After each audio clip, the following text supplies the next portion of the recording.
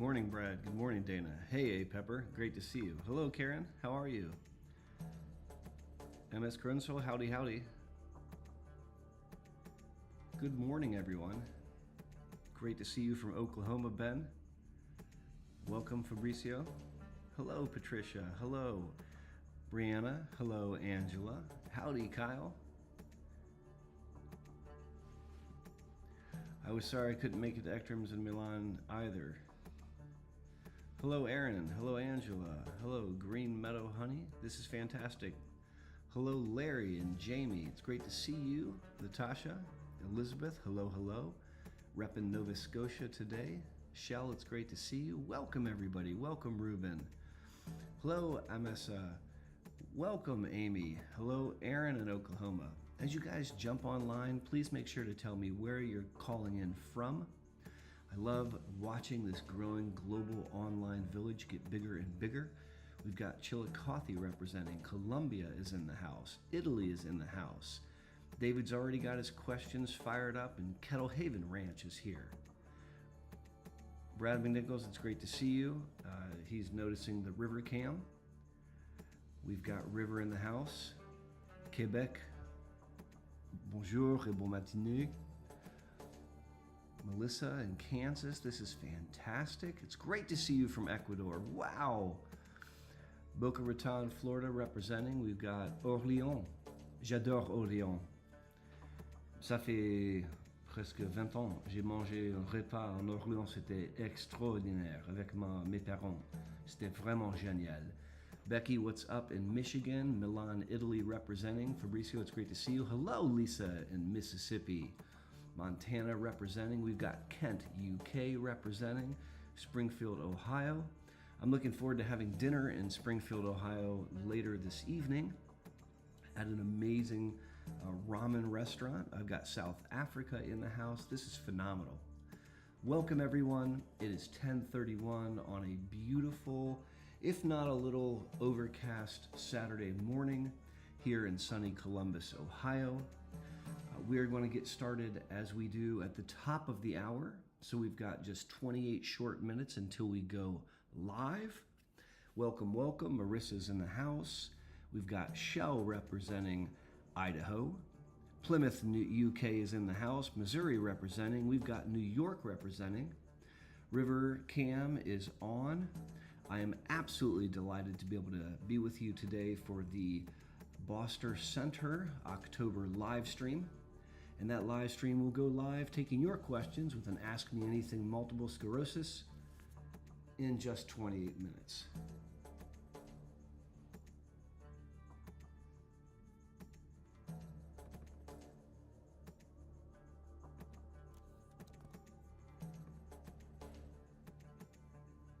Bluethin, it's great to see you, my friend. Hello from Minnesota.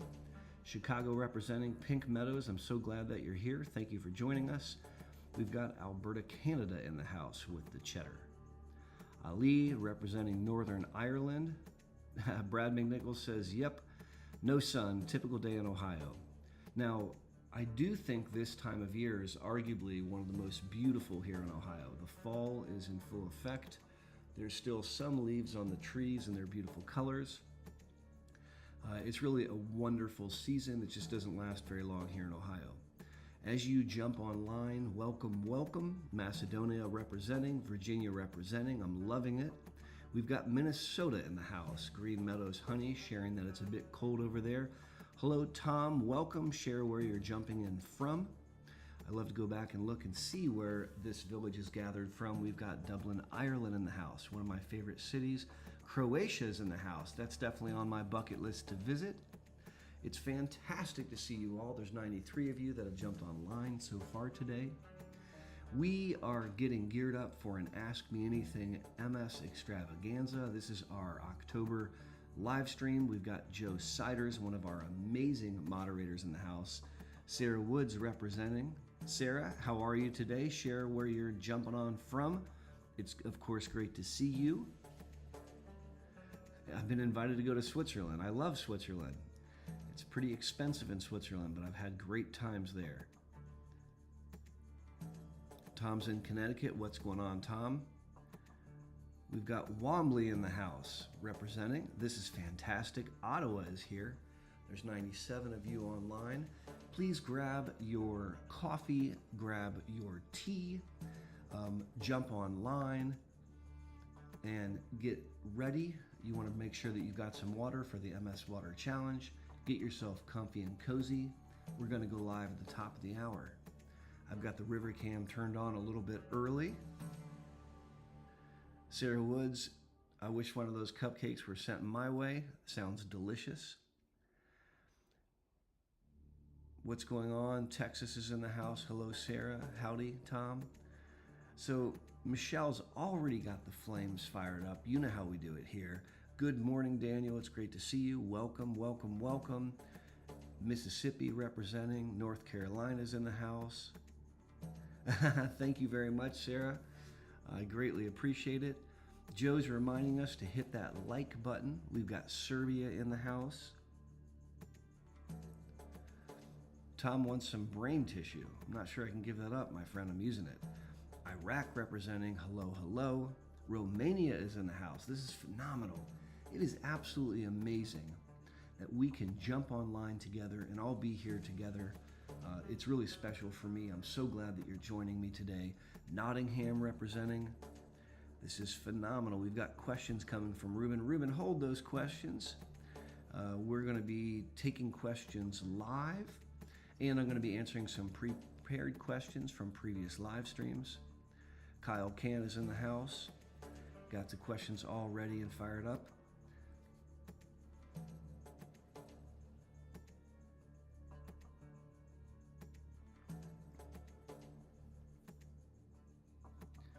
Shelly knows how we like to do it. We got the flames.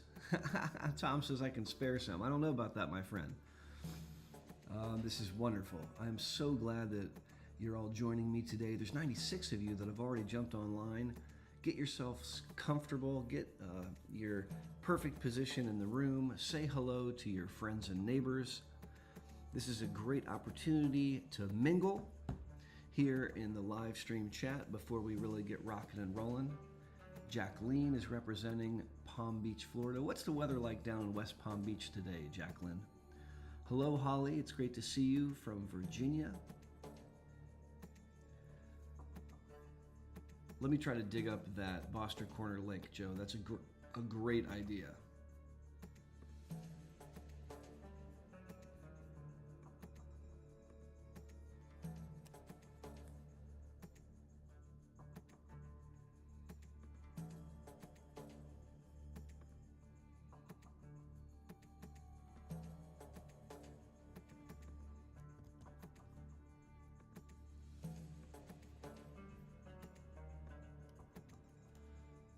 All right, so I just put the Boster Corner link in the chat.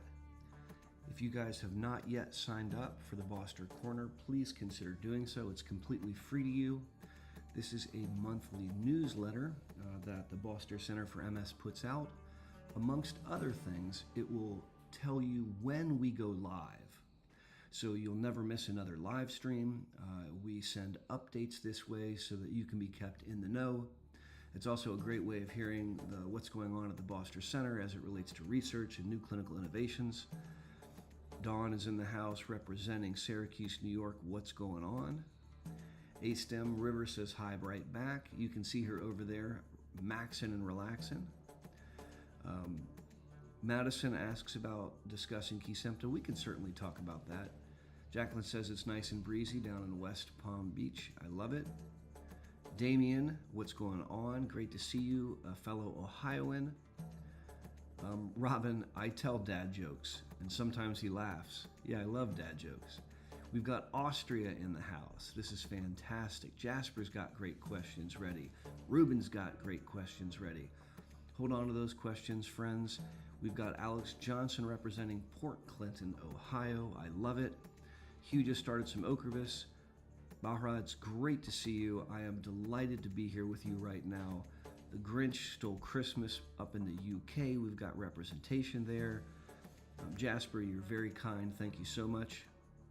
Dana said, quit interrupting River's nap. River is an expert napper. She can nap just about anywhere. Got Erie, Pennsylvania in the house. Vera, thank you for being here with us today. If you haven't yet signed up for the Boster Corner, please consider doing so. Connie's representing California. What's the weather out like in your neck of the woods, Connie? What kind of weather are we dealing with out there? We got Pennsylvania in the house. Lane, it's great to see you guys.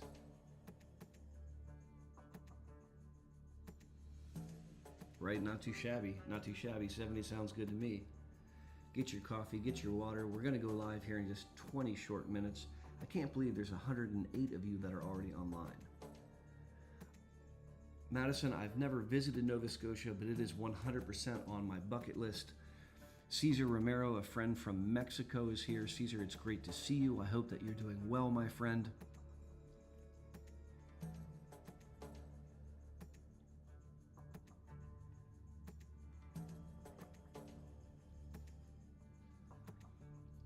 No, I would definitely like to make it to Nova Scotia, Canada, no question about it.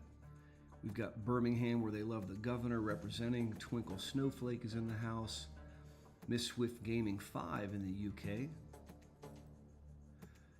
Angelique asks, why do so many neurologists recommend Ocrevus? Angelique, hold on to that question. It is an outstanding question. I would love to give an answer. You know what?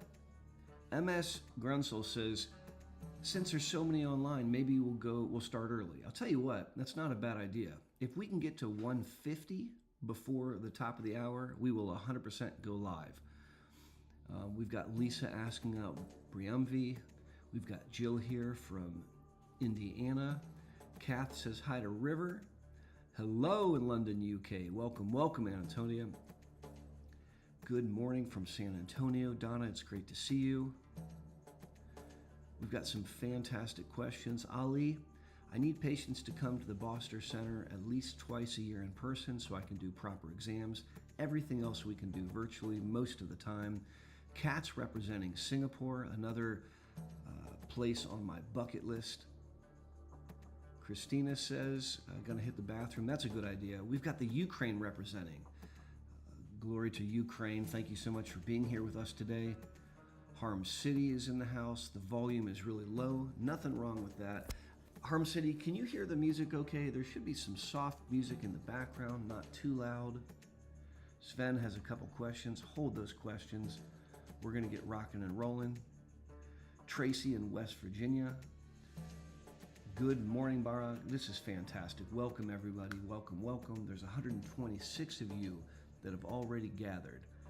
Ottawa, Ontario in the house. Amen in the Ukraine. No music. You guys can't hear that music. Can anybody hear music? Now, that might be a little too loud. Mary, can you hear the music now? All right. Is it too loud, guys? A Pepper, is the music too loud? Let's see, so you can barely hear me. All right, now tell me, yeah, the music's a little too loud. I'm checking what you're saying. Okay, are you able to hear me okay? Testing, testing, 1, 2, 3, 4. Mary had a little lamb. Okay, all right. Good. Okay, it looks like we've got the audio set. The Grinch is giving a thumbs up. A Pepper can hear me. Glad to hear that. You know, you guys know I'm not an audio-visual guy. I'm not a computer guy. I'm a silly neurologist trying to do my best job on this interweb type stuff. There's 128 of you that have jumped online. This is fantastic. I'm so excited to be here with you today as we get ready to launch our Boster Center for Multiple Sclerosis October live stream. We're going to be going live at the top of the hour unless we get 150 friends and team members and village members that get here before then. Asking about that surgical hat. Joe says no music. Joe, I think the music is just really, really soft.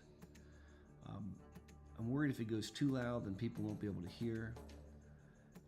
Bienvenue Québec, ça fait plaisir de vous voir. Merci bien d'être ici avec nous. J'espère que ça va être génial aujourd'hui. It was better before. Increase the master volume. I wish I knew how to do that, Larry. Let me see if I can figure it out.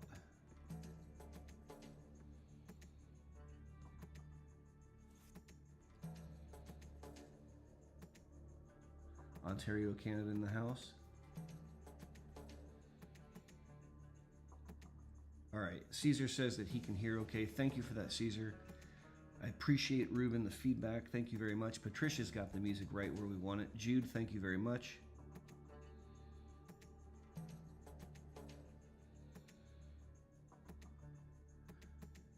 Thank you for the love, brah.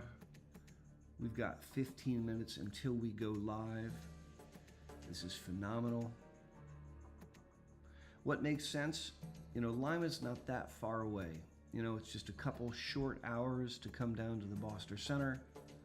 I would love for you to make an appointment. Consider coming down and visiting us. Jacques Breton, thank you for that comment. Haha, that's right. MS, you are spot on. We need 15 more people and we'll go live a little early. Callie, hold your questions until we get rocking and rolling. This is the pre-show. This gives us an opportunity to get settled, to amass this village, and to get everyone geared up before we get started at the top of the hour. Kath is reminding us, if you want to promote this exercise and this experience and get the word out, please give this live stream a thumbs up. It teaches the YouTube algorithm that you really like the content and helps push it out so more people can benefit, more families can benefit. Judy Lemaire, representing Florida. It's great to see you, madam. I hope that you are doing well. Damien is in the house. Welcome, welcome. Hello.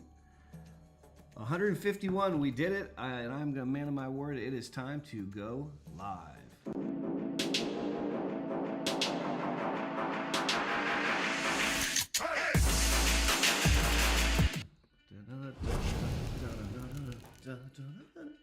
Howdy, howdy, everyone. We're a little early today. There's 150 of you that have joined this growing global online village. I am tickled to be here with you today. I said that if we hit 150 before the top of the hour, we would go live, and I'm going to keep my word. Go ahead and flame up the chat and show a lot of love. You know how we like to do it. Fill the whole chat with flames. It warms my heart. Bluthton has already got a question a-cookin'. Bluthton's one of our amazing moderators and always comes correct with excellent questions. And so let's take his question just to kick things off. Bluthton writes, question, though anecdotal evidence, what complementary therapies have been useful to your patients? Hyperbaric oxygen chamber, acupuncture, massage, etc. So that's a wonderful question, Bluthton. And I first want to define how I consider complementary therapies. So I am an MD, so I went to an allopathic medical school. And in the world of allopathic medicine, anything that's not considered allopathic we call complementary. That doesn't mean that it's good, bad, indifferent. It just means that it wasn't part of the allopathic way that we're trained. So, for example, in complementary medicine, we would refer to acupuncture as being complementary, right? But in China, it's a mainstay for how people are cared for. And so there are 3 rules that I've developed when I'm considering complementary medicine for a patient. And as long as these 3 rules are met, I'm okay with someone receiving a complementary therapy. The first rule is it can't be too expensive. Now, every family has to decide for themselves if they think that a given therapy is too expensive, right? That's going to depend on your own resources. The second rule is that it can't be dangerous. And so I can't condone a complementary therapy if it were to put the person at risk. And number 3 is it can't be instead of something that I know works. So for example, if you were going to express a desire to take low-dose naltrexone. So low-dose naltrexone is a pill which can be compounded, and it's considered a complementary medicine for potentially for multiple sclerosis. Low-dose naltrexone is very safe. It also is not very expensive. And as long as you're taking it in addition to a disease-modifying therapy that I know works, I'm completely comfortable with you doing that. And so Bluthden's question is, what are some complementary therapies that my patients have found useful? So I would submit to you that massage, meditation are two really big ones that I think my patients have a lot of benefit from. I know that patients can have excellent results in managing back pain with chiropractic manipulation. I don't like people to have their necks manipulated, but if we're working on the lower back, I think there's value there. As far as other things go, there are certain supplements that I think some patients really benefit from, and so taking supplements is something that I think has to be considered with an individual supplement. What is it and what are our goals with it? For example, taking a B complex can be very, very helpful. Now, as far as hyperbaric oxygen, I don't have a lot of experience with our patients here in Central Ohio getting hyperbaric oxygen. When I review the data, bluntly, I'm not terribly impressed, which doesn't mean that you shouldn't do it. If it was free or if it was paid for, or if it was not too expensive, and I don't think it's going to be dangerous if it's done properly. I have had some patients really benefit from acupuncture. And so I think that there's a host of complementary therapies that we might want to bring to the table. Again, my 3 rules for complementary therapies are: can't be too expensive, can't be dangerous, and can't be instead of something that we know works. That was an excellent question to start things off. Thank you very much, Bluthden. All right, let's see what else is cooking. I'm scrolling through these questions. I don't want to miss any.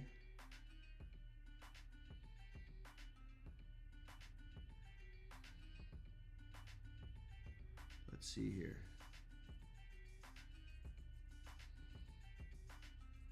So Sarah says, be careful. You have to pay royalties. I won't have to pay royalties, but I won't be able to monetize this, and I don't monetize anything on my channel, so I don't mind. Tim, representing Indiana, it's great to see you, my friend Tim. Thank you for being here right now. If you guys have not signed up for the Boster Corner, please consider doing so. It's a great way to stay up to date with everything Boster Center, and it'll make sure that you don't miss any of my live streams. Now let's look for another question. All right, so Regina talks about a very serious topic. Regina has a question about something called trigeminal neuralgia and asks for some suggestions regarding treatment. Now, Regina, you know and I know that I can't provide interweb information, right? I can't diagnose you or treat you on the interwebs. And so this is obviously just an opportunity for education. And hopefully maybe you can take some of this information and bring it to your treating neurologist. We'll also share that I have a video or two on this channel about trigeminal neuralgia. And so if you guys wanted some follow-up info on trigeminal neuralgia, definitely do a search on this YouTube channel. But let's talk a little bit about it. So there are 12 sets of cranial nerves that basically run your face. So there's 3 sets of nerves that move your eyes around. There's 1 nerve that runs your eye. There's a nerve that works for smell. You've got a nerve that runs the tongue. And you have nerves that control the movement of your face. You also have a nerve that provides sensation to your face, all right? And that's called the trigeminal nerve. And it's the 5th cranial nerve. And there's 3 branches to the 5th cranial nerve. And we use Roman numerals, so we call it V, V1, or the first branch of the 5th cranial nerve is up here, and that's called the occipital branch, the ophthalmic branch. There's a second branch here, V2, which is the maxillary branch. And there's a third branch down here called the mandibular branch. So there's 1, 2, 3 branches to the trigeminal nerve. And when someone touches your face, or when you have water on your face or what have you, and you feel it, that's because the trigeminal nerve brings sensory information into the brain to say, hey, somebody's touching your face. If the trigeminal nerve gets pinched or squished, oftentimes where it comes out of the skull base, which is kind of over here, then it can provide a painful sensation like you're being electrocuted or shocked. And in the setting of MS, unfortunately, you can have two reasons why the trigeminal nerve can become painful. You can still have a pinching where the nerve leaves the skull base, but in addition, the nerve has what's called a nucleus, like the engine that runs the nerve in the brain, right? And that's located in a part of the brain called the pons. And if there's damage to the nucleus in the pons, it can also cause pain. Now, trigeminal neuralgia causes pain typically in one of these three distributions. And so someone will describe that they have pain in this area, or sometimes it'll be in two, or it can be in all three distributions. I think they're asking me to turn down the music. And so let me see if I can do that a little bit. Okay, I've turned down the music. So Aaron, let me know if you can hear me better with the music down a little bit, right? Now, trigeminal neuralgia is described as one of the absolute most painful experiences that someone can experience, that a human can experience. In French, sometimes it's referred to as tic douloureux, and it's a terrible, terrible pain. There's actually situations where people will commit suicide because of the extreme pain of trigeminal neuralgia. And I hate to say this, but I'll share with you that people with multiple sclerosis are 14 times more likely to experience trigeminal neuralgia compared to the general population. And so it's not uncommon that some of my patients will experience trigeminal neuralgia. Now, trigeminal neuralgia is horrible, but it's treatable. And there are a host of things that we can do to treat trigeminal neuralgia. So I'm going to take a little sip of coffee, and then we're going to talk about treatments for trigeminal neuralgia.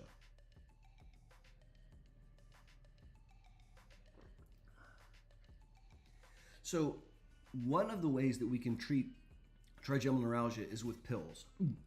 And the pills that we use to treat trigeminal neuralgia are not narcotics, because narcotics really don't work for this pain very well at all. What works better for this pain are neuropathic pain medicines. Now, most of the neuropathic pain medicines were originally invented either to treat seizure disorders or depression. And that's not why we're using them, because they have a benefit, a secondary benefit of treating neuropathic pain. They stabilize cell membranes, they stabilize the membrane of the nerve, and it can quell the neuropathic pain. And so oftentimes we will use medications such as Tegretol, that's the trade name for carbamazepine, or we can use Trileptal, oxcarbazepine, or we can use a host of other neuropathic pain medicines like gabapentin, Neurontin, or pregabalin, Lyrica, or sometimes we use other medicines like baclofen can help. And so we can try to use some of these medications to quell the pain. Sometimes in the setting of MS, it can be very, very medically refractory, meaning one medicine, even at high doses, isn't adequate, and we need to use 2 or 3 medicines. I see in the chat there's a discussion about cannabis, and sometimes cannabis can help with trigeminal neuralgia. We've successfully used tincture of cannabis to help trigeminal neuralgia with one of my patients. Now, sometimes it's not adequate, and we really struggle using medicines to treat trigeminal neuralgia, pills that is. And so then we can consider Botox.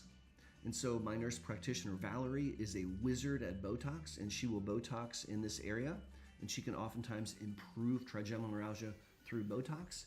I really love doing Botox for trigeminal neuralgia because then you don't have to take a medicine with side effects.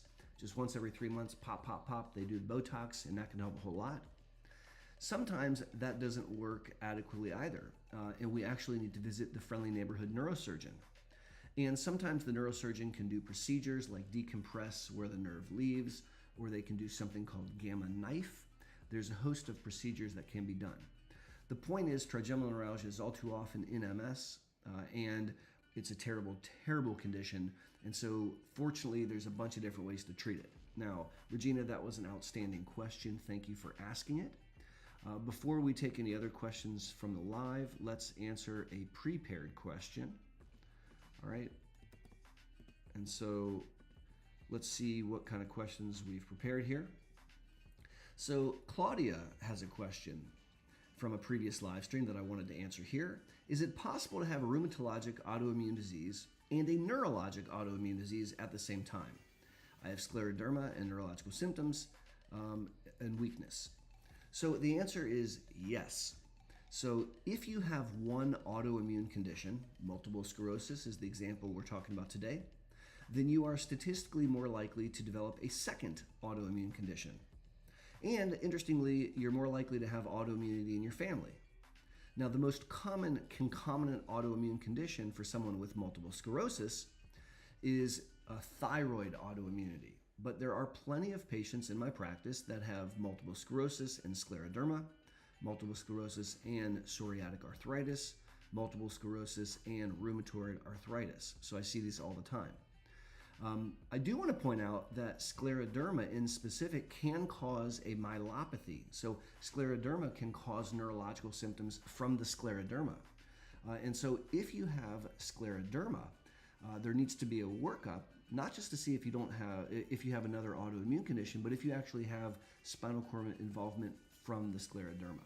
And I really appreciate you asking that question. Let's take another one. We've got Darla Gooden, one of our wonderful moderators, even so as well as here, another wonderful moderator. Thank you guys. Let's take a look here. And this is a question from Pataskala Chick. How much Adderall is too much Adderall? And so there's two ways of answering this. I would share with you that I typically am uncomfortable prescribing more than 30 milligrams of Adderall twice a day. That's just my clinical practice. I find that doses above 30 twice a day are really, really difficult to tolerate and don't seem to add much more benefit. But I also think that we have to consider side effects because Adderall has lots of side effects in some patients. And so, for example, you can develop a bruxism, like chewing, or like where you'll grind your teeth at night. You can develop tight jaw muscles where you're grinding your teeth or biting on your cheeks because of Adderall. It can cause irritability. It can cause insomnia. It can cause headaches. It can also elevate blood pressure. So there's no medicines that don't have side effects. And sometimes we have to cap out the use of Adderall because of side effects. So that's a great question. I'm glad that you asked it. Let's take one more here. So Nicolia writes, hi doc, managing cognitive fatigue. And so cognitive fatigue is in the category of symptoms that I call the up there's. So energy, mood, thinking, and memory. Here we're talking about thinking and memory. And those are very, very common symptoms to be impacted in the setting of MS. And they're invisible because other people can't see that you're depressed, or they can't see that you're exhausted, or they can't see that you have some cog fog. And yet it's very prevalent. Someone says, is my mic on? Let's just make sure that you guys can hear me. Can everyone hear me okay? If you can hear me, give it a thumbs up. So throw a thumbs up in the chat right now if you can hear me. Let me know that, just to make sure. Amberly was asking if my mic's on. So let me know if you guys can hear me. Send me, okay, I've got some thumbs up coming in. Sorcha, it's great to see you in Ireland. Thank you for being here. Okay, so it looks like there's some thumbs up and folks can hear me. Great, I just wanted to make sure. So managing cognitive fatigue is really, really important. And for the sake of the discussion, let's just list 5 things that we can do. I don't know why my mic is so low. I would like to make my mic louder, I just don't know how. Let's see if I can be very fancy and jump in to the mic here.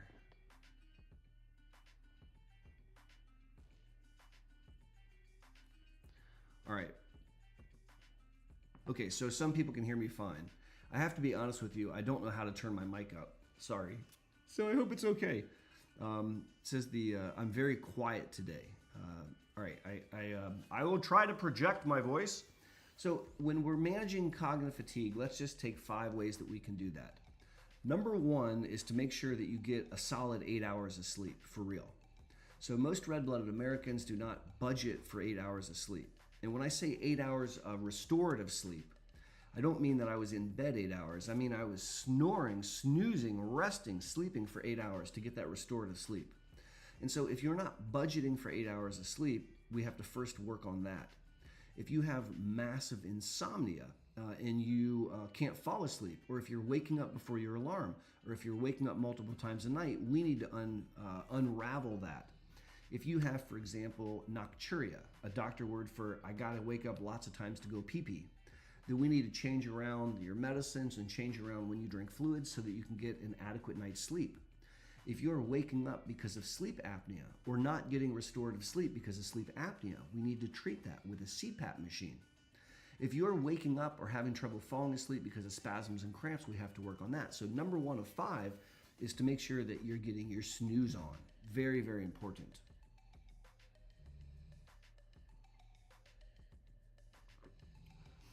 A second way that we treat cognitive fatigue is we exercise as part of our lifestyle. And some of you are rolling your eyes right now and say, oh, come on, Dr. B.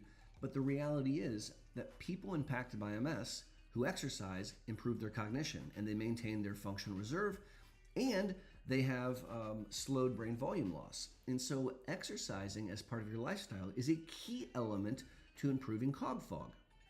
Number 3, we can take medicines like stimulants, like the Adderall that I talked about in the last question, or other stimulants like Ritalin or Focalin. We also can take medicines like Provigil or Nuvigil. These drugs trick you into being more awake, and they trick you into being more attentive so you can attend better, so you can remember better. And a lot of patients, in order to live their best life and to thrive at home and at work, they need to take stimulant medicines. What's a fourth thing that we need to be doing? A fourth thing that we need to be doing is we need to make sure that we're eating smart. We need to up our water game, and I've got my water right here. In a moment, we'll do the MS water. Actually, you know what? Let's just do the MS water challenge right now. So this is the first MS water challenge. When I drink, you drink. You know how we do it. And let me get my fancy pants.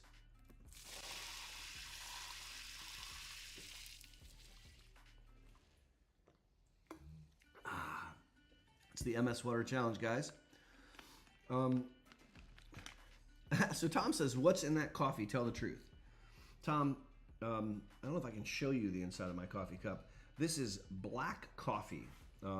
It's made from freshly ground Starbucks beans. I like my coffee completely black and delicious. And so that's what's in my cup today. It's really, really good. Now, in addition to upping your water game and being adequately hydrated, we need to make sure that you're avoiding sugar-laden foods, heavily processed foods, fast foods, diet foods, and foods with chemicals that you can't pronounce. And you will find that when you clean up your diet that you think more clearly. That's a gospel fact. Number 5 is to make sure that we're adequately treating depression. When I started this answer, I said that the up there's are the 3 invisible symptoms of thinking and memory, energy, and mood. And the reality is, if you have one that's impacted, it influences the other 2. So if you are depressed and we don't adequately treat the depression, then it will make the cognition worse. That's a fact. Conversely, if we treat your depression and we improve your mood, it will also improve your thinking and memory. And so I really appreciated that question. Thank you. Whoops, we're not doing another water challenge. What the hey? Hey.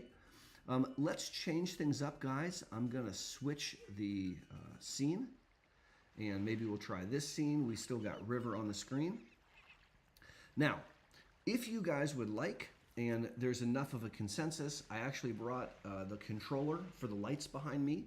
And if you guys can share a color that you want the lights, let me know. And if there's enough consensus in the chat, then we'll change it up.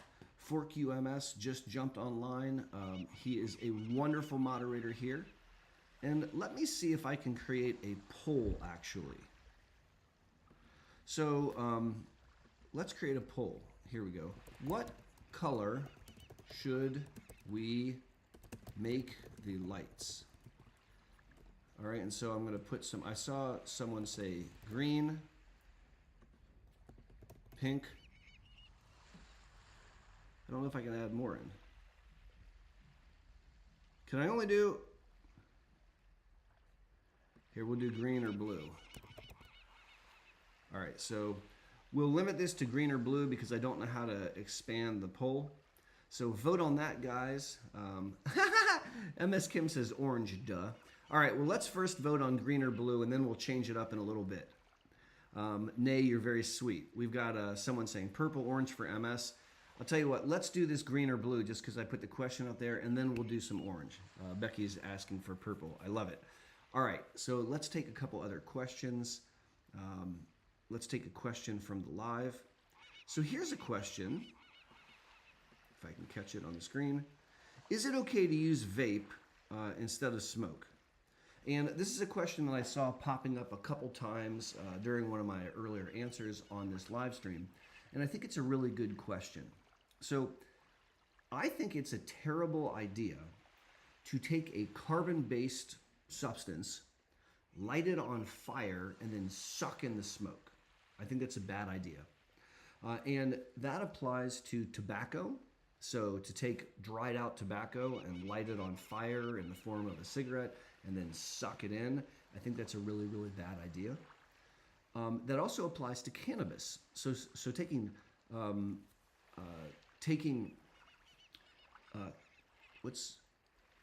I'm just looking through this to make sure. Darla said the live stream stopped. So let's make sure that the live stream didn't stop. Darla, can you see me okay? So I don't want you to light something on fire and suck in the smoke. I don't want you to use a blunt. I don't want you to smoke a joint. I don't want you to do that. I also don't want you to smoke a cigarette. And there's another way that you can receive cannabis, for example, and that's through vaping. So when you vape, all right, you typically you'll see something like a vape pen, which if I had a pen laying around, I would use it as a prop. And when you suck on the vape pen, it heats up liquid cannabis in this example below the level of combustion. So it doesn't make any smoke. It makes a vapor, hence a vape pen that stands for vaporizer. And then you can breathe in the vapor. And this works just about as well from a delivery standpoint as a joint does. And what I mean by that is it kicks in just a couple minutes, the same way that it would if you were smoking cannabis, but it's not combusted. And we think that that's healthier than smoking. And I use the word we think because I don't think that there's been adequate study.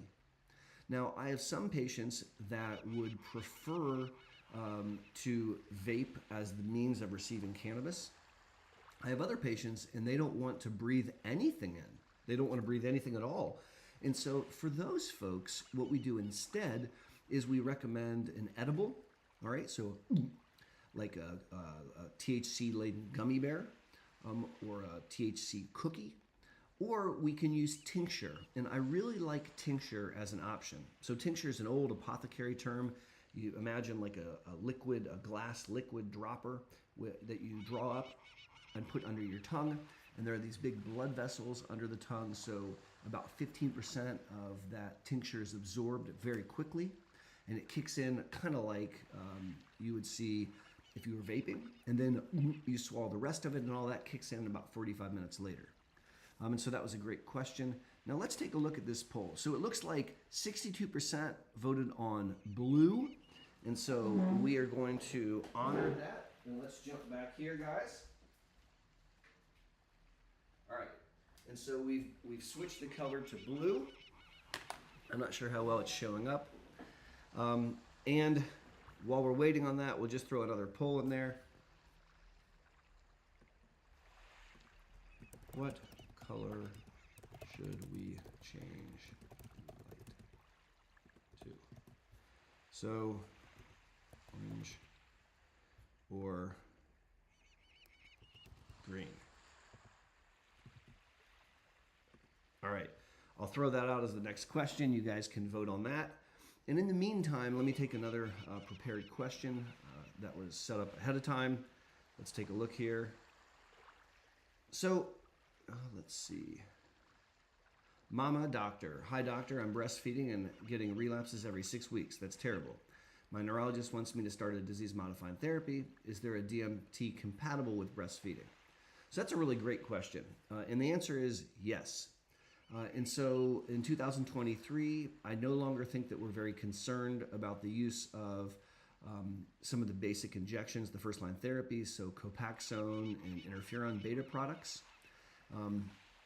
Those we think are rather safe with breastfeeding. And of course, Mama Doctor, you have to talk to your physician about what's right for you. I'm not giving you medical advice here. What else can we do? Well, there's a drug called Mavenclad. And so Mavenclad is a pill that you take for 5 days in a row. And 10 days later, it's safe to breastfeed. And so I've had some women in preparation, they will store breast milk. So they'll pump and save their milk. And then they'll do their Mavenclad, and then they go 10 days later, and then they can start breastfeeding. And so that's an option. Although it's very off-label, I have allowed some women to breastfeed while taking Ocrevus. Again, it's off-label. I'm not telling you that you should do that. I'm just sharing with you something that we've done in my clinic. In specific, I have a wonderful family that I take care of. The child was already about 1.5, I believe. Mom was still choosing to breastfeed and really wanted to get back on her Ocrevus. And at that point, we were easily able to clarify that the child's stomach acid would dissolve the Ocrevus. So the child would drink breast milk, the breast milk would go in the stomach, and the stomach would dissolve the monoclonal antibody. And so even though that was off-label, I felt okay with that. The pediatrician felt okay with that, and so that's what we ended up doing. And so I really appreciate this question. There are other options, and I really think that in the modern era, we're not as difficult as we used to be, where we'd say, no medicines if you're breastfeeding, because I think that we've become a little bit smarter about that. And so I think it's a very reasonable question to ask as we're planning out pregnancies and as we're planning out plans for breastfeeding, to talk about when you're going to start back on your disease-modifying therapy. Very good question. All right, let's see what other questions we've got that are prepared. Here's one. What DMT do you prefer in 18-year-olds? Well, I don't prefer pills, and I don't prefer shots. Let me rephrase that. I don't prefer shots for 18-year-olds because it's very hard to take a shot. And when I was 18, I forgot a lot of stuff, and it would be very easy for me to forget my shots. I think taking a pill more than once a day is asking for a patient to forget, any patient, particularly an 18-year-old. And so I would not want them to take a medicine that they had to take more than once a day. I think that's trying to set them up for failure. I do like the infused monoclonals because it's forced adherence. So if I'm giving an 18-year-old, for example, Tysabri or Ocrevus or Briumvi, I know they're coming in. And if they don't come in, then I know they missed their appointment, and then we can check up with them. One of our amazing moderators just jumped online, Marla. I hope that you're doing well, madam. I hope you and yours are doing super. Welcome, welcome, welcome.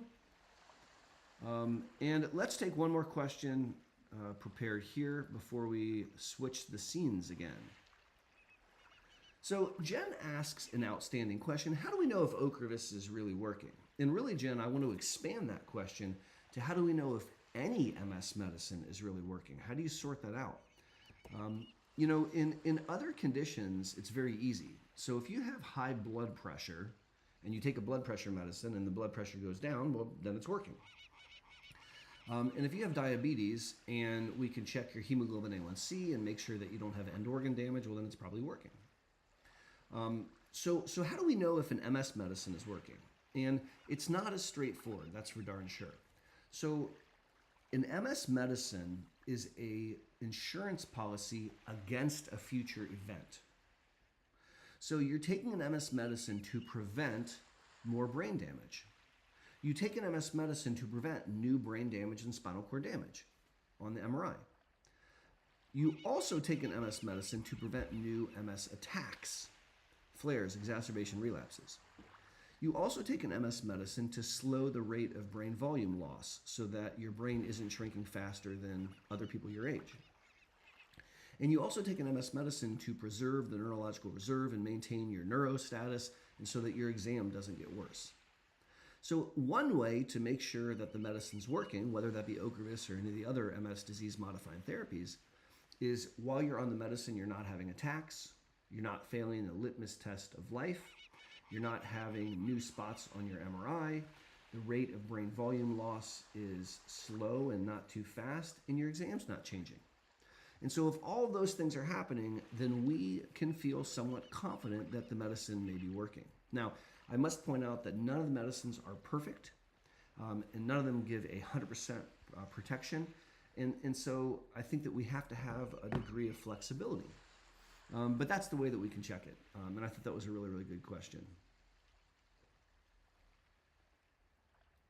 So Darla is helping out as one of our wonderful moderators, and she's queued up a question from Catalina, who recently saw one of my videos on secondary progressive MS and wants to know what I mean by escalation of therapy. So what is escalation of therapy? And I'll throw that up in the chat because I think that's a really good question. Before I answer that question, there is a resounding 65% of you that would really like to see orange for MS. So let me run back here and set up the color orange.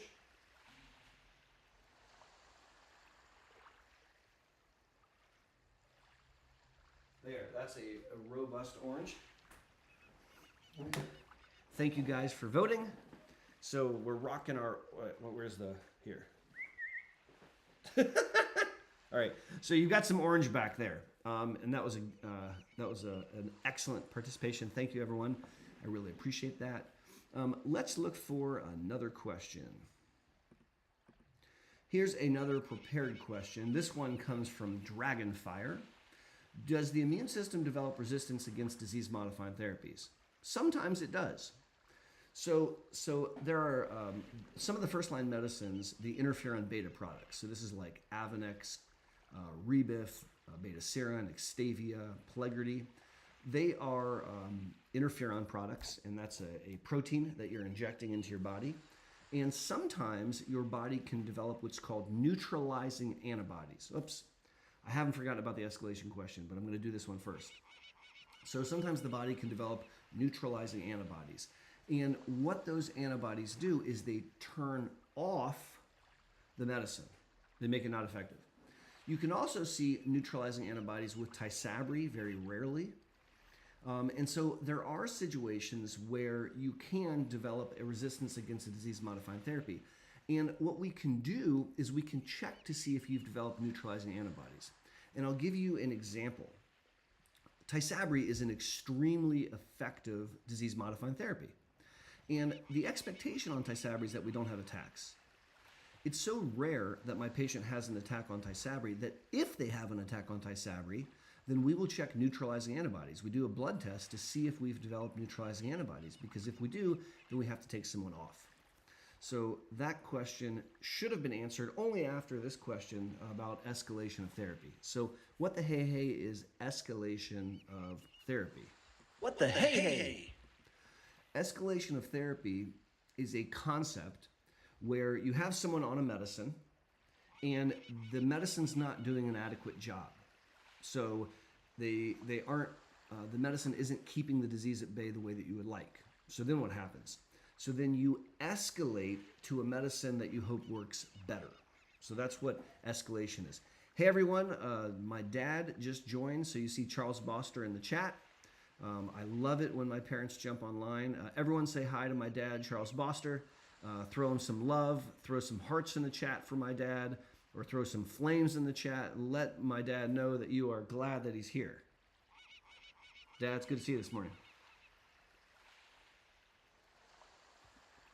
My dad is out in Arizona where the weather is much nicer, and I'm a little jealous if I'm honest.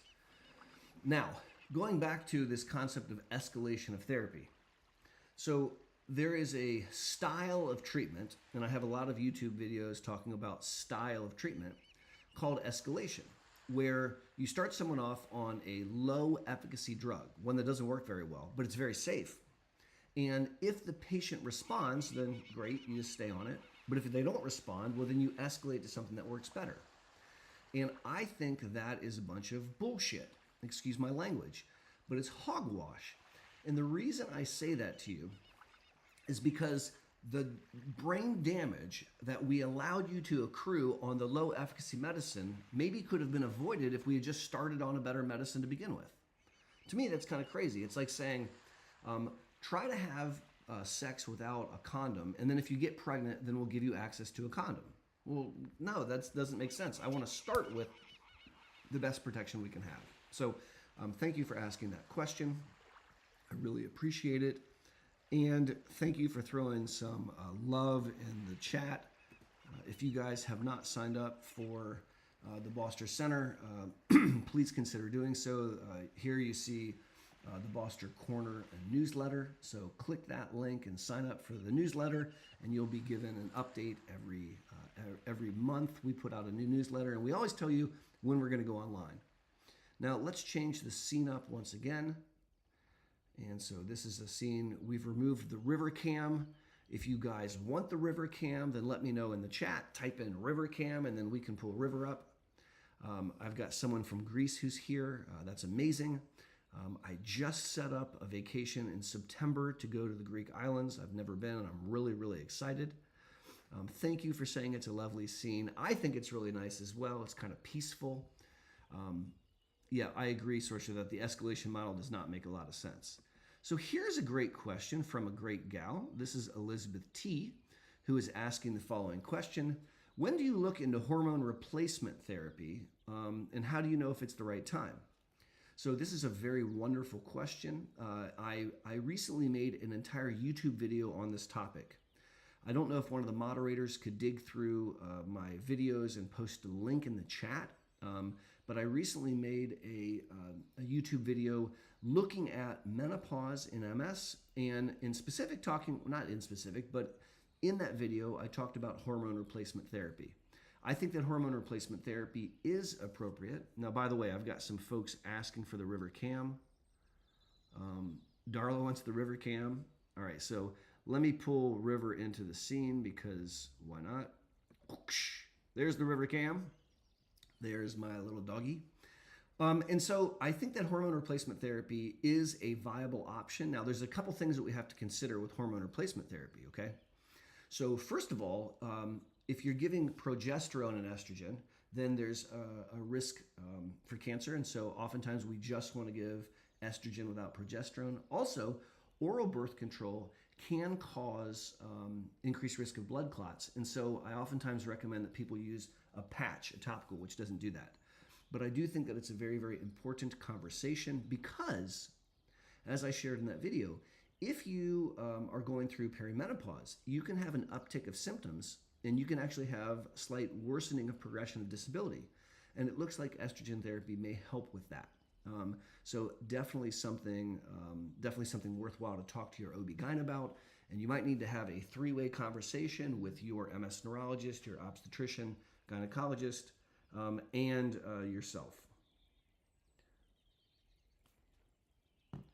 All right, let's change things up and let me take a question that's been prepared. And so let's take a look here and see. I've got a few prepared questions. Currently taking Zeposia and doing well, no side effects. My neuro wants to switch to Ocrevus. What's your thoughts? Well, there's a couple different ways of thinking about this question. You might say, if it ain't broke, don't fix it. And that's a reasonable consideration, but you really have to pay attention to what does it ain't broke mean? And what does Zeposia offer? And does Ocrevus offer anything that Zeposia doesn't? Now, in this case, the answer is yes. Ocrevus, in my strong opinion, has much, much better progression data than Zeposia. So Zeposia can decrease progression of disability by about 30% better than water, which is not very impressive. I can do that with any of the first-line injections. I can do that with Gilenya. And so I'm not very impressed by that data. Now, Ocrevus and B-cell depleters are much better at slowing disability progression. We're talking 50% better than Rebif in one of the studies. And so my opinion is that if we're reaching for a medicine, I want you on the most effective medicine that you're comfortable taking, whatever that medicine is. And so would I yank you off your Zeposia? No, but I would certainly talk to you about the option for an upgrade. And I think that's a really good question coming from JT. Thank you for asking it. Let's take a look in the chat and find a question here.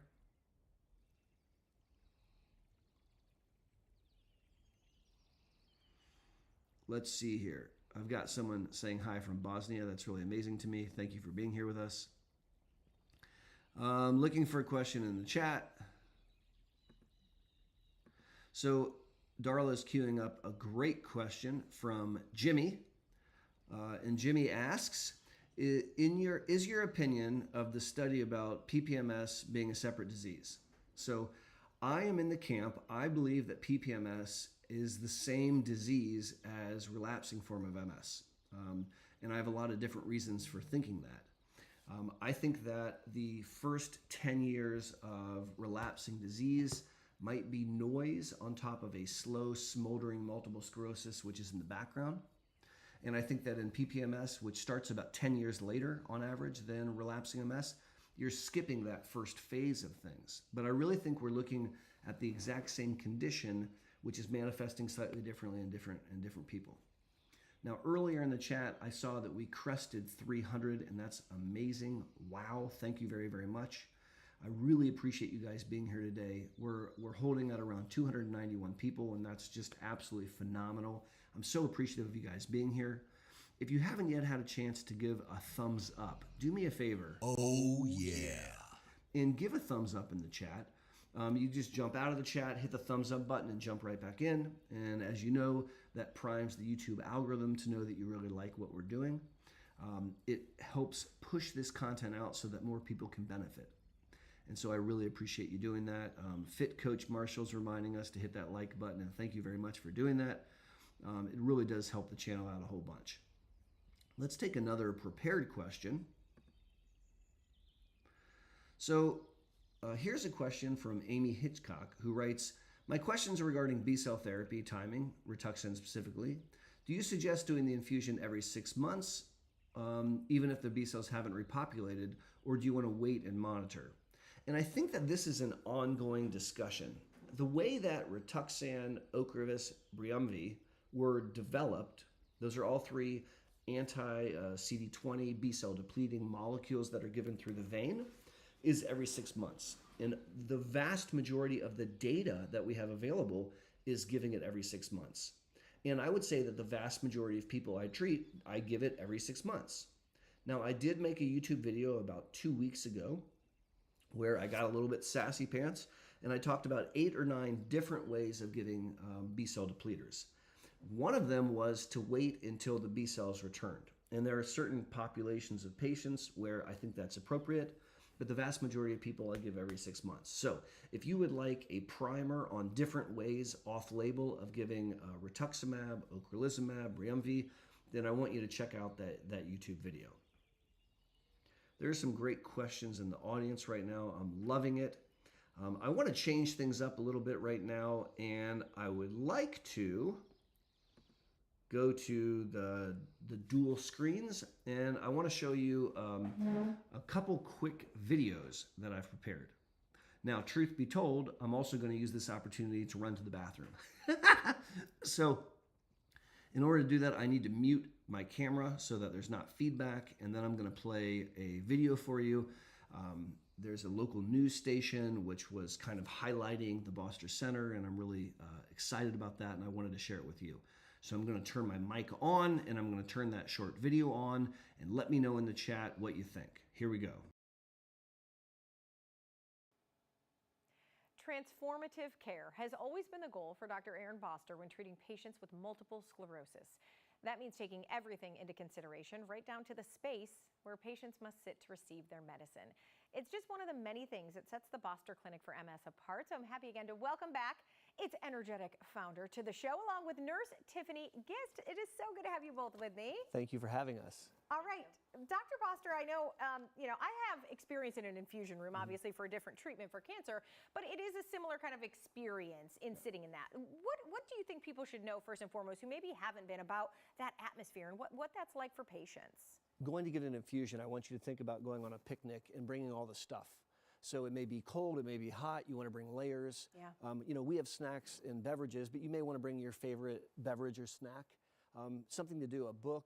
We have Wi-Fi in case you want to get on the interwebs or watch a movie, but you're going to be there for a little while. And so we want you to be comfortable, and you may want to bring some things with you. Exactly. And you do differently a few things in this space, as you mentioned, right? This isn't just a typical room in your office. No, if you have to receive a biologic or chemotherapy to treat your MS, I want it to be as comfortable as possible. So all of our infusion rooms are private. They all have floor-to-ceiling windows that look at the Ohio forest. We really want the experience to be as comfortable for you as possible.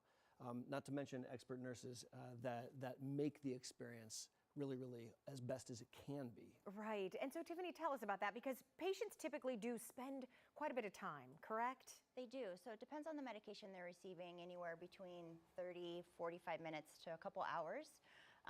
We just try to make them as comfortable as possible. And can they be there with other people? Are they invited to bring family members with them to this? Yes, we actually encourage that, and we have 2 recliners in every room, so their family member also has the option to like kick back, relax, work. And there's also another friend who Dr. Boster has brought before. I know that she is around the office, correct? Yes, River.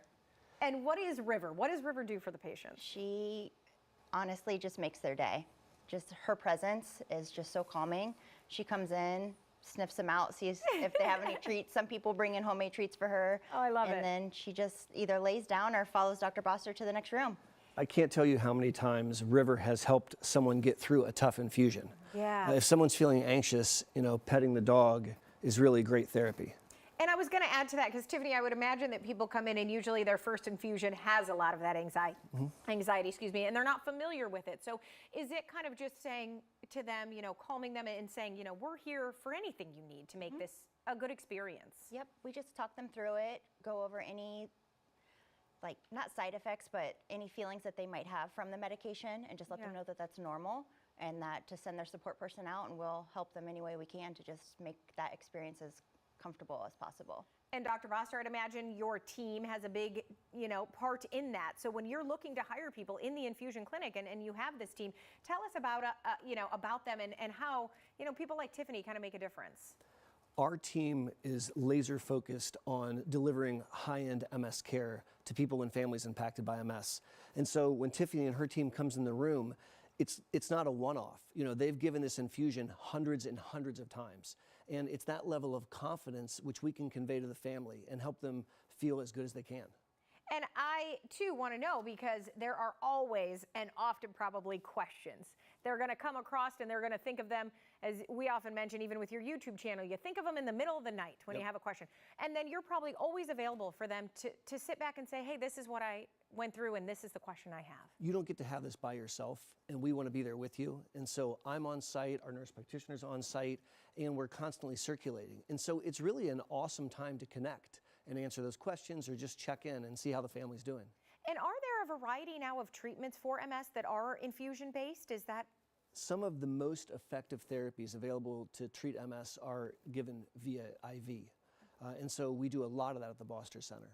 Okay, all right, so if someone is out there too, we'd like to tell them where you're located, because your center is fairly new still here, and how to get in touch with you. Absolutely. So we are off 23 just north of 270. It's really easy to get to, kind of in the forest. Yeah. And you can call us at 614-304-3444 or visit us on the web at bosterms.com. And it's probably very nice to sit in that forest atmosphere. It probably feels a little peaceful often, right? Yeah. It's lovely. Lovely. All right, Boster Center for. Thank you guys for letting me share that with you. It was really exciting for me. Let me know in the comments what you think about that. Hopefully it made you feel warm and fuzzy, because it certainly made me feel warm and fuzzy.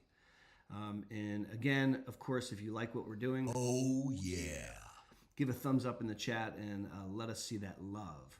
All right, let's jump back into some more discussion. I'm going to change it up with a little Zen action. And let's take some questions from the live stream. There are 288 of you that are here right now, and I want to thank each and every one of you. Let's take a look and see what questions we can find.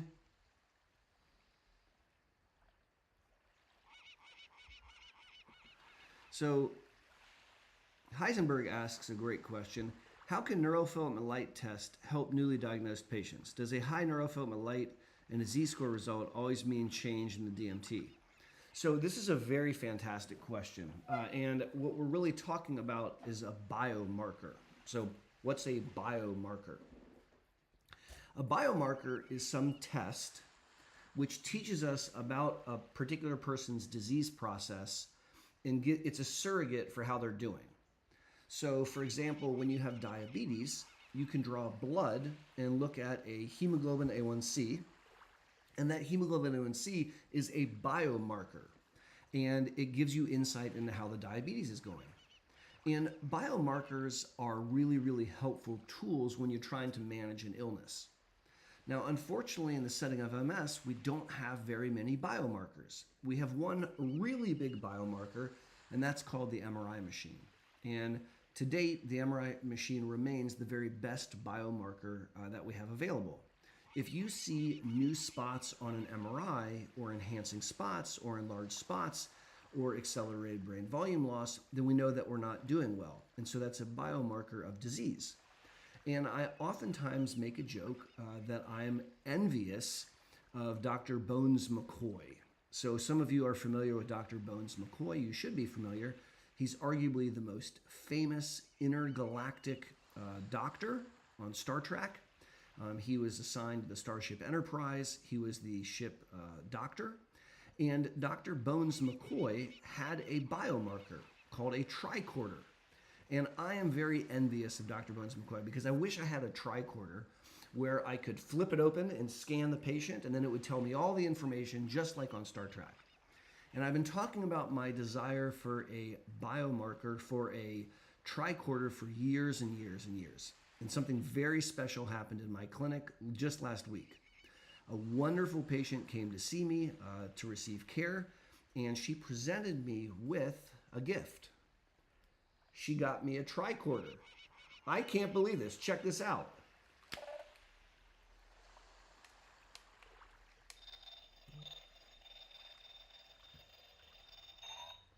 Let's do that again. So I now have my own tricorder.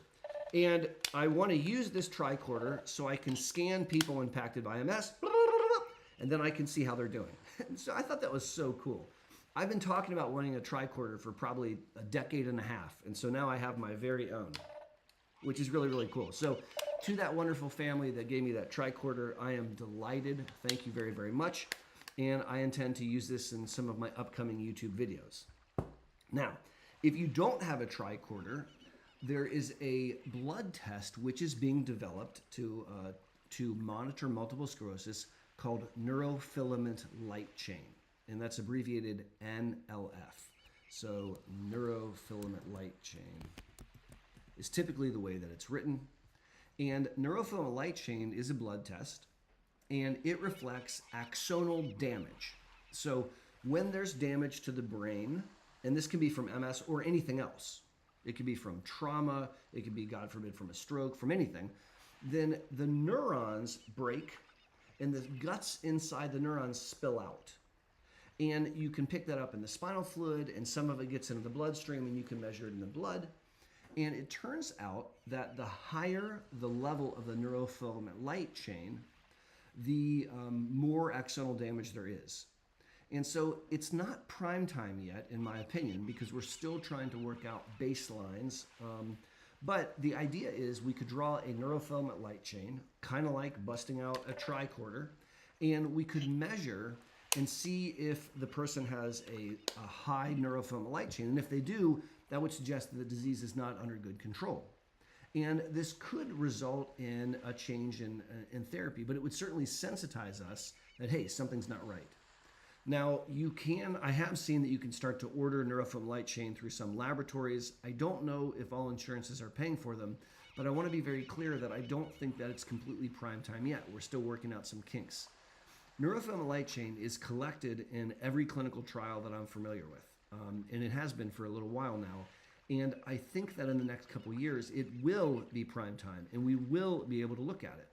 Now, the question from Heisenberg is, if it goes up, is that a guarantee that you have to switch therapies? And I think that's the goal, trying to get there, but I don't know that they're there yet. Now, there's someone who says that nobody can answer me. and I'm wondering what that question is that nobody can answer. Oh, here we go. So this nice person, and I'm sorry, but I don't know the Cyrillic alphabet, so I don't know how to pronounce your name. But they write, I have PPMS and tuberculosis. I can't take Ocrevus. So what do you do? So this is a really important point, that many of the most effective MS disease-modifying therapies are immunosuppressants. They suppress the immune system. And why is that effective in MS? Because if you suppress the immune system, you suppress the overly active autoimmune response of MS, and it can slow the disease down, which is a really good idea. But you have your immune system for a reason. And one of the reasons you have an immune system is to fight off bad guys, meaning bacteria, viruses, infections like tuberculosis. And so if you suppress your immune system and you have an infection like tuberculosis, you can make the tuberculosis much, much worse. And you don't want that to happen. And so in that situation, what could we do? Well, one option, which is the option that I would take, is I would treat the tuberculosis, because there are very effective treatments for tuberculosis.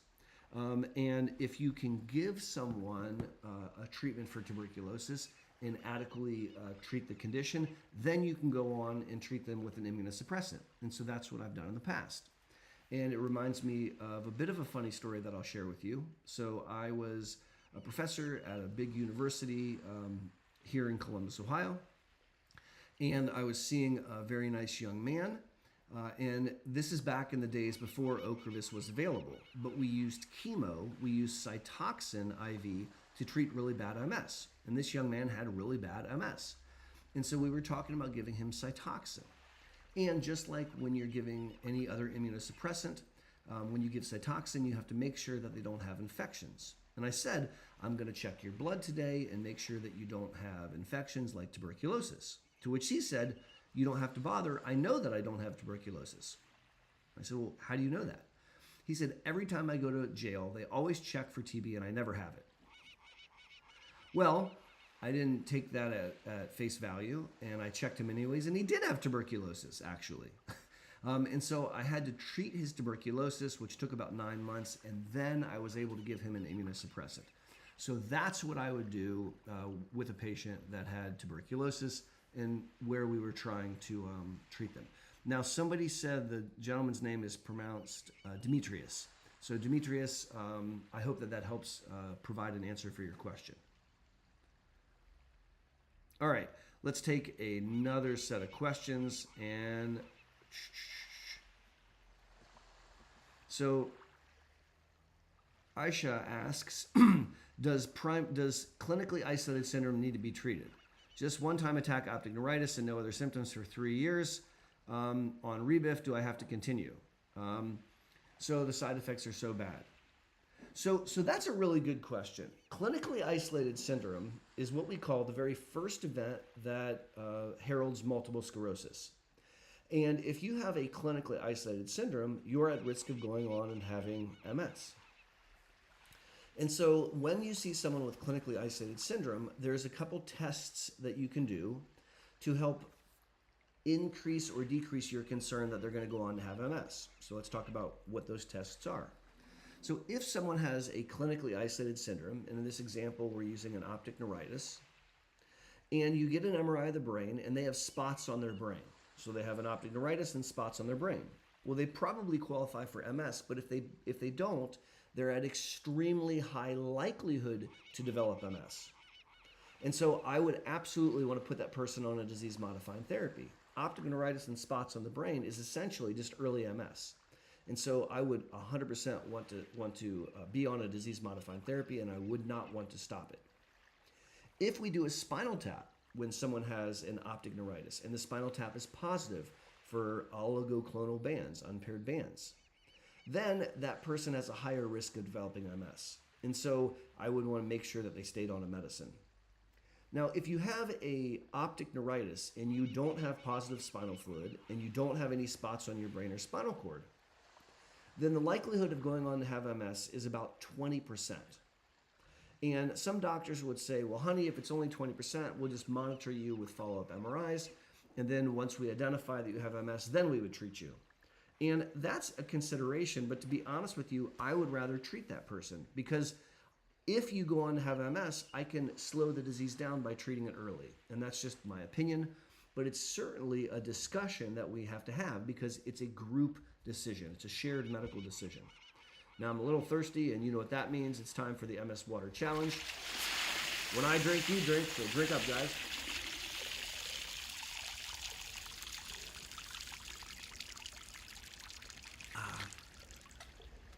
Delicious. This is not a sponsored video. Nothing on my channel is sponsored, but I do love me some San Pellegrino. That's my jam. All right, so Darla's queuing up a question from Sven, who asks, can Lyrica pregabalin influence muscle spasms? Yes. So Lyrica does have a very mild antispasmodic effect. It's not a first-line or second-line drug, but I have seen some people where their spasticity is a little bit improved when they use Lyrica. And MS Gunner says that they need to pee when they hear the sound of water, so hopefully I didn't make anyone have an oh no near accident moment. All right, let's keep on keeping on, and if you don't mind, Oh yeah. give the live stream a thumbs up while we answer the next question. Now, Sorcha, who I think is still on the channel right now, asked this a little while back, and I thought it was a really good question. She was getting ready to see her neurologist. She's had hematopoietic stem cell transplantation and didn't know what to discuss because she's not taking a medicine. Well, I think there's a lot of things to discuss. And in specific, I think that it's worthwhile to discuss chronic symptoms, because it's not just enough to slow down the disease. And in this question, we presume that Sorcha's disease has been slowed down because of the stem cell transplant, but we still may have chronic symptoms, because a stem cell transplant or an aggressive MS medicine doesn't cure chronic symptoms oftentimes. And so if you have cog fog, if you have fatigue, if you have depression, if you have bladder urgency, if you have constipation, if you have difficulty achieving orgasm, if you have neuropathic pain, if you have unsteadiness of gait, any of these things are symptoms that suck and we should treat them.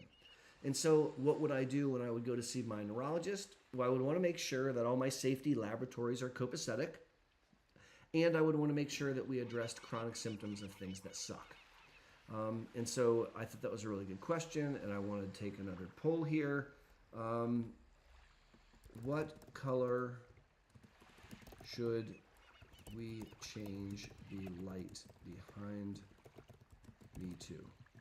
All right, so do we want to do pink or or do we want to do green? All right, so please answer that polling question and let me know what you think here. So here's a great question coming from the live, and this is Lauren K. And Lauren writes, I was on Limtrada in 2018 and 19. Is it normal that my neurologist won't put me on a disease-modifying therapy any longer? So when you take Limtrada, alemtuzumab, it's an induction therapy. You're trying to go in and induce the immune response to behave differently. So it's no longer attacking you. And the way that Limtrada was invented is that we give 5 days the first year in 2018, and then 3 days the next year in 2019, and then we don't treat again unless there's new disease activity.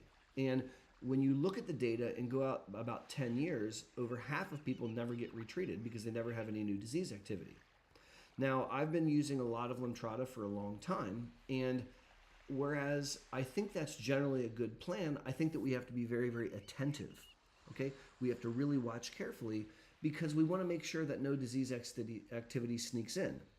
If you have an attack, or if you have new spots on the MRI, it's worthwhile to discuss changing the plan. And that might be giving a third course of Limtrada or switching to a different disease-modifying therapy. It's not as if you're not allowed to be treated. So when you look at the clinical trials going on about 10 or 11 years, about 30% of people needed a third course of Limtrada, about 14% of people needed a fourth course of Limtrada, and about 7% of people switched what they were taking and they went on a different disease-modifying therapy. with your neurologist, I would want to make doubly darn sure that your MRIs are stable, that your exam is not getting worse, that you're not having attacks, that your brain's not shrinking too quickly, and that you're not failing the litmus test of life. And if all those things are copacetic, I probably would not feel that we need to treat further. If, however, you've had an attack after Limtrada or a new spot on the MRI or something of this sort, then we might need to consider doing something else. Now, Hannah wrote, can you please answer my question? Well, she didn't say please. Can you answer my question? So, Hannah, I'm kind of juggling here, right? So I'm trying to read the live stream while I'm answering things. I have dyslexia, and it's very hard for me to sort things out. And so if I miss your question, I apologize to you. I go through the live stream after it's over, and I extract out questions and so that I can look at them later. But I am certainly not trying to ignore you or your question. It's just a little bit challenging for me. So thank you for your understanding. So here's a question from Sue, who's in San Francisco. So I'm a little bit jealous because San Francisco is an amazing town. What do you think about the spinal cord stimulators or a bladder stimulator for severe incontinence? I have mixed feelings about this. I think it's safe most of the time. And sometimes I feel like it's been really helpful, although sometimes patients have really been not very excited about the results. So I think it's worthwhile to do a bladder stimulator trial. I want to stress the critical importance of making sure that the bladder stimulator is MRI compatible. Because if we put a bladder stimulator in your body and it makes it so that you can't have an MRI, that can be a major, major problem. Now let's take a look up here at the polling question. And I've got 57% of people that want green. And so let's go with the majority and switch this up to green. All right, so we've got our green action going on. We've been talking for just over an hour right now. There's 289 of you that are online with me, and I am absolutely just honored by that. Thank you very, very much. Let's see what else we've got cooking here. I'm going to change up the scene a little bit to something that we haven't seen in a while. Here's my wall painting. And let's take a couple questions here.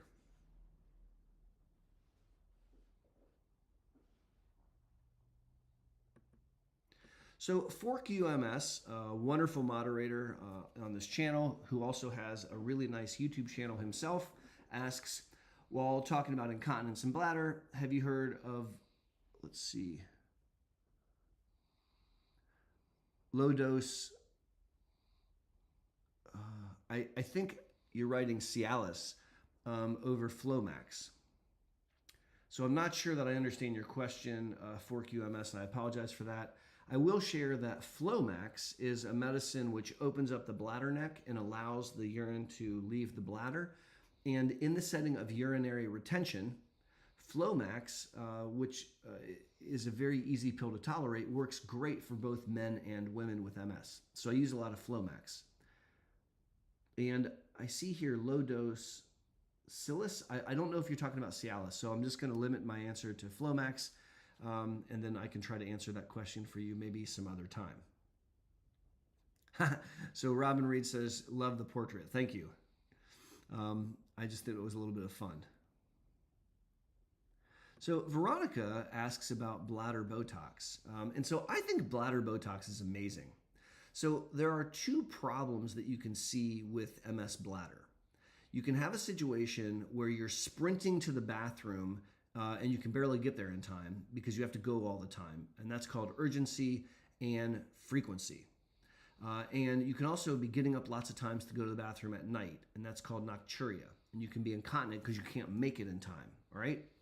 And so that's oftentimes related to an overactive bladder. And what's happening in the body? Well, the bladder is a tight little racquetball, and it can barely hold any urine. And so, you drink a couple sips of water, and then you're having difficulty because you have to run to the bathroom.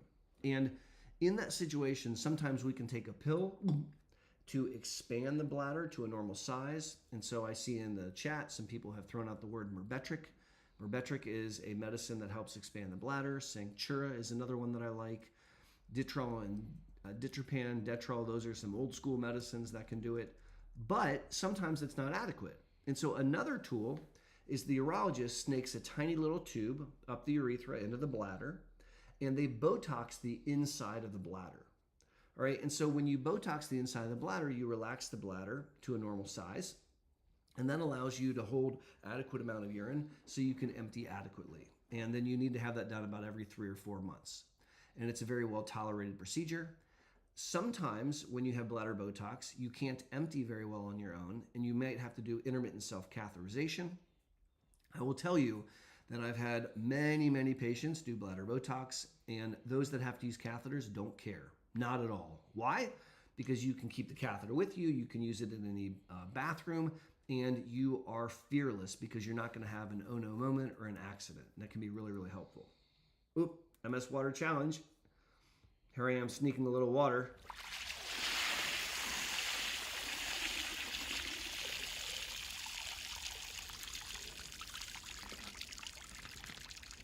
So, Fork UMS has also updated his question and asks if daily Cialis can help with urinary issues. I'm not aware of that. So for QMS, I will do a little bit of research to try to answer that question for next time, but I'm personally not aware that daily Cialis helps with that. If it does, then that's a twofer, because you could get benefits to the bedroom and to the bathroom, and that would be really great. It is 12 o'clock, and we're going to have to wrap up today. I am delighted that I got to spend an hour and some change with you this morning during the Boster Center live stream. This is the October live stream. I do this live stream once a month, and as long as you guys keep enjoying it, I will keep doing it. If you would like to know when the next live stream is happening, you don't have to guess or be concerned. Simply click that link that I've got there. That's for the Boster Corner. You can sign up for a free monthly newsletter, which will inform you of when I go live. I typically go live the last Saturday of the month, but the Boster Corner will tell you exactly when that is. I want to thank each and every one of you for jumping online today. It means the world to me. I love this growing global online community. I decided to make YouTube videos going way back in 2015, and I make a Monday morning video every Monday morning, and so I will look forward to your comments there. And I will continue to do these live streams as long as you guys like them. Do me a favor and flame up the chat, show love to the YouTube algorithm, and remember to throw a thumbs up in the chat, because that really teaches the YouTube algorithm that you like the content, and it really does make a big difference. Oh, yeah. So until my next Monday morning video or my next live stream, as always, this is Aaron Boster saying be safe and have a great rest of your day. Take care, guys.